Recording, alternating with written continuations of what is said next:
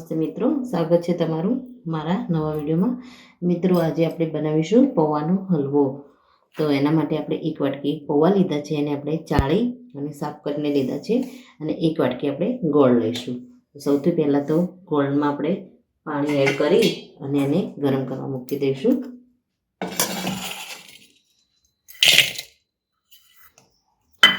ગોળ ડૂબે એટલું પાણી આપણે લઈશું અને આપણે ગરમ કરવા મૂકી દઈએ।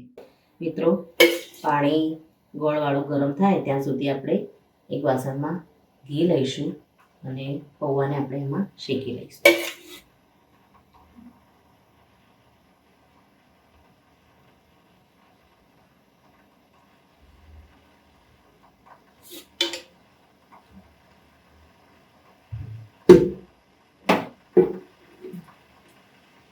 ઘી ગરમ થઈ ગયું છે, આપણે પૌવા એમાં એડ કરી દઈશું।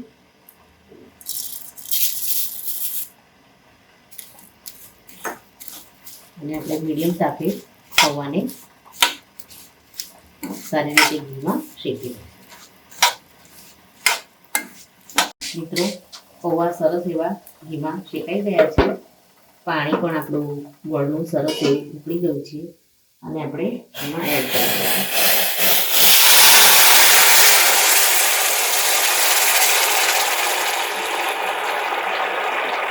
થોડું પાણી એડ કરી અને આને ધીમે ધીમે આ રીતે ચલાવતા રહીશું।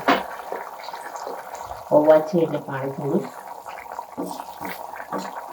વધારે પીશે, આ રીતે થોડું થોડું ચલાવતા જઈશું, અને લાગે તો આપણે બીજું પાણી એડ કરીશું।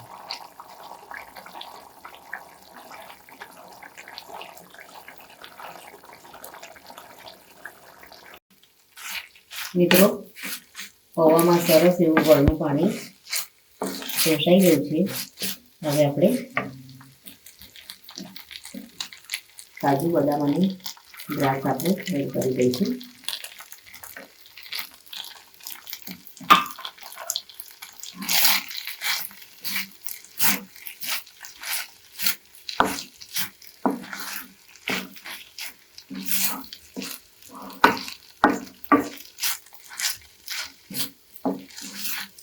હવે ગેસને આપણે બંધ કરી દઈશું, અને પછી આપણે ટોપરાની છીણ એડ કરી દઈશું